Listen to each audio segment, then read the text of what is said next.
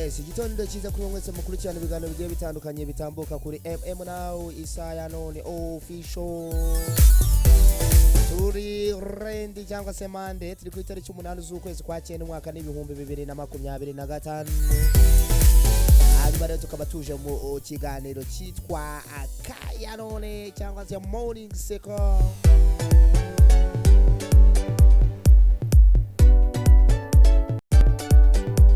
Iki ni cya kiganiro tuganira mu minota 5 yonyine amasegonda make tugakuramo byenda gusetsa ari nako tugenda dukuramo inama zigiye zitandukanye nta probleme. Narababwiye ngo ibintu ni gake cyane panono kandi bakuri mu mwamaze gukanda subscribe ibiganiro bigiye bitandukanye byo bizagenda bibageraho neza cyane nta probleme cyane. Ni by'agaciro cyane kuba tubafite.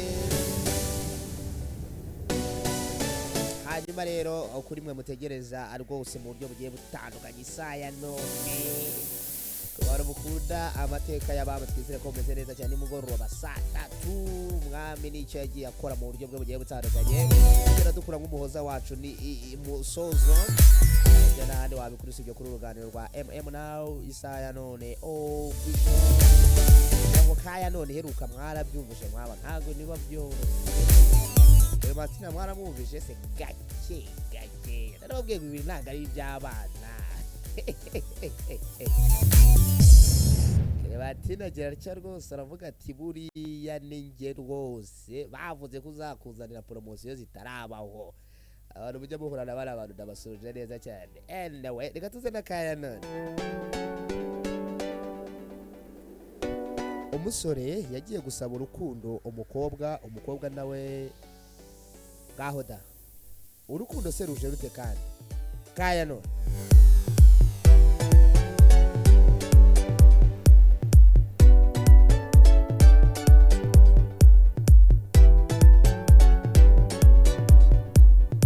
umusore yagiye kureba umukobwa aramubwira ati ndifuza kukubwira ijambo rimwe.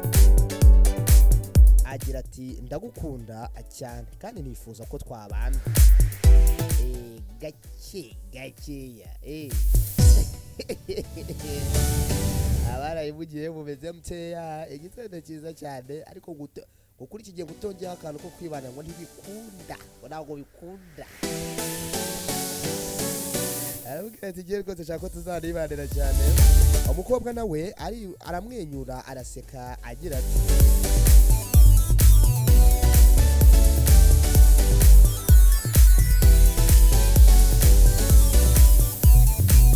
ese koko urankunda? Umusore ati ndagukunda cyane.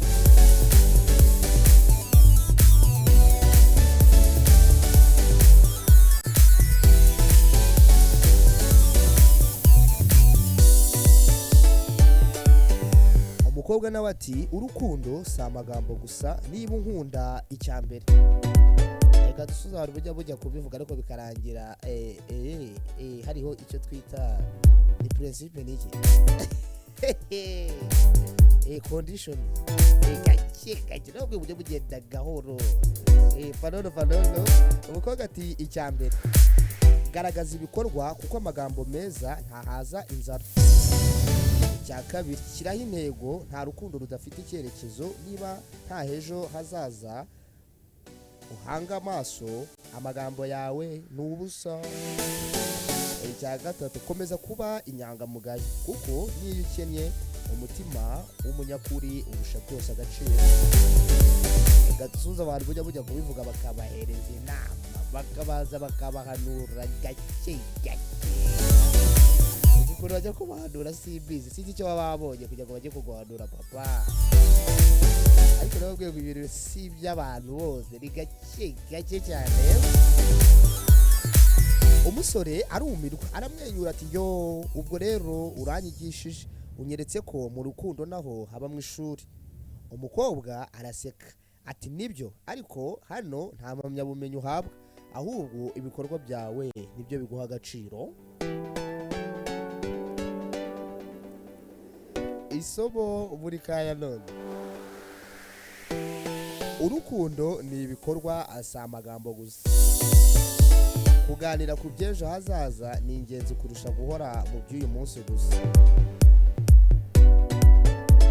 ubunyangamugayo niyo shingiro ry'umubano wanyu w'ibihe byose.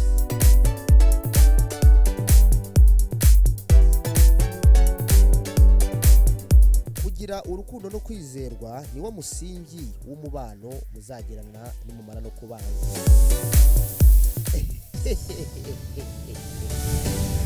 Kada nyirayo nanjye mbadibese hano gake ya Ka Yanone mvuga neze bimeze bite. Agize ntereka nanjye mayi buriya twakibanira yesigaye ndibanza utarivuze rwose ngo ntacyo uvuze. Gake nabwo buriya twakibanira ni kandi twe tutarabona twazayibona turi kumwe. Urabona rwose n'ubundi ubanza ari mpamvu ntabibona ari uko nta muntu turi kumwe.